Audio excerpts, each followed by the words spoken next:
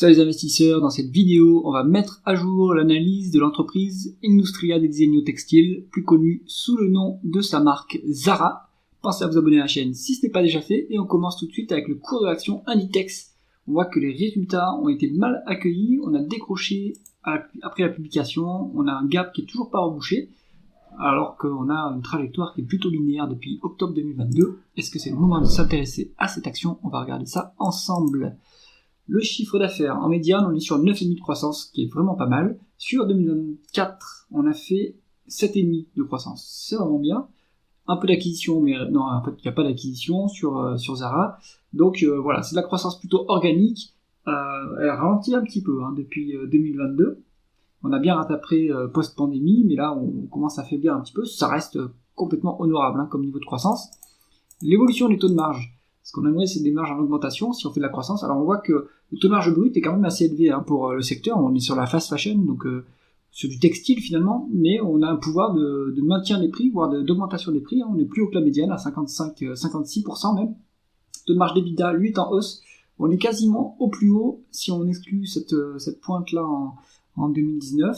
Donc très bonne efficience opérationnelle. On arrive bien à aussi bénéficier du levier opérationnel sur Zara, 23% de taux de marge d'EBITDA, c'est excellent, et le taux de marge net suit, et on est au plus haut absolu, 15% de taux de marge net, c'est exceptionnel pour l'entreprise européenne. Bon, les taux de marge montrent qu'on est sur une entreprise vraiment qualitative, mais ça, on le savait. Alors, la conversion des bénéfices nets en free cash flow, là par contre, c'est là que le bas blesse, on est sur des free cash flow qui sont beaucoup plus bas que les bénéfices nets. Alors pourquoi? Est-ce qu'on a une variation défavorable du BFR? Non, on a même une amélioration du BFR sur 10 ans.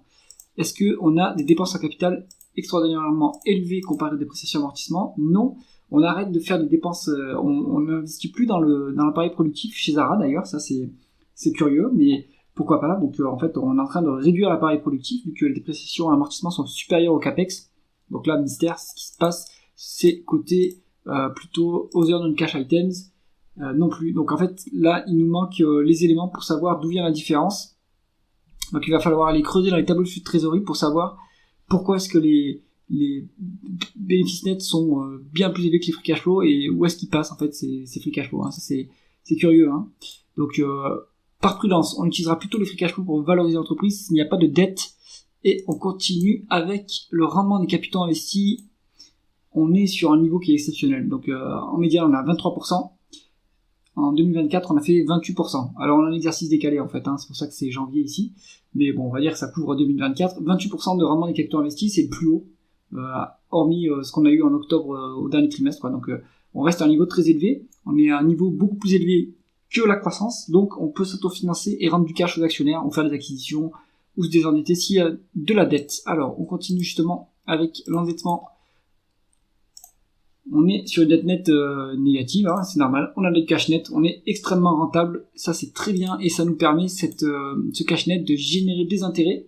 Donc là, ça a explosé depuis 2022. On génère 3 milliards 400 millions d'intérêts sur 10 ans grâce à la trésorerie, donc exceptionnel. Maintenant, cette trésorerie, si elle dort, va falloir la sortir pour en faire quelque chose. Soit faire des rachats d'actions, enfin soit le rendre aux actionnaires via dividende rachat d'actions, soit faire des acquisitions. Mais si ça dort, oui, ça génère des intérêts, mais un actionnaire, lui, il peut s'attendre à générer des rendements plus élevés en plaçant ce cash ailleurs.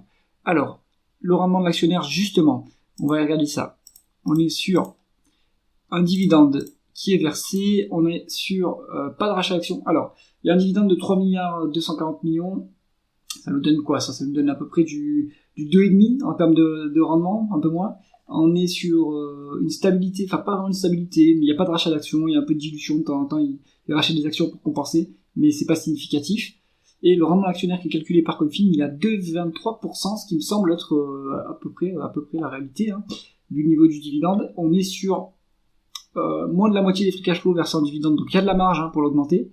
On peut aussi faire plus de rachats d'actions, mais ils n'en font pas vraiment. On pourrait faire des rachats d'actions chez Inditex. Alors, la valorisation maintenant, on va se mettre en price to free cash flow. On est sur un price to free cash flow qui est décoté par rapport à la médiane. On est à Habituellement, la médiane se trouve à 28,3 et on est actuellement à 20,6. Donc on a une bonne décote de plus de 30% sur ce multiple historique. Si on regarde ça en valeur entreprise sur EBITDA, on a une décote moindre de 10-15%, mais on a bien une décote. Conclusion du dossier Inditex, ça décroche, pourtant, alors pourquoi ça décroche? Peut-être qu'il y a eu des guidance, une perspective de croissance un peu faiblarde, mais par rapport au multiple historique, on n'est pas si mal, je trouve. Maintenant, c'est pas un dossier value. Si la croissance décélère fortement, il faut peut-être attendre que ça se corrige un petit peu plus. Pour l'investisseur plutôt qualité, je pense que ça peut être intéressant à ce niveau-là. Et bien sûr, vous faites vos propres recherches si vous êtes intéressé. Et moi, je vous retrouve dans une prochaine vidéo. À bientôt.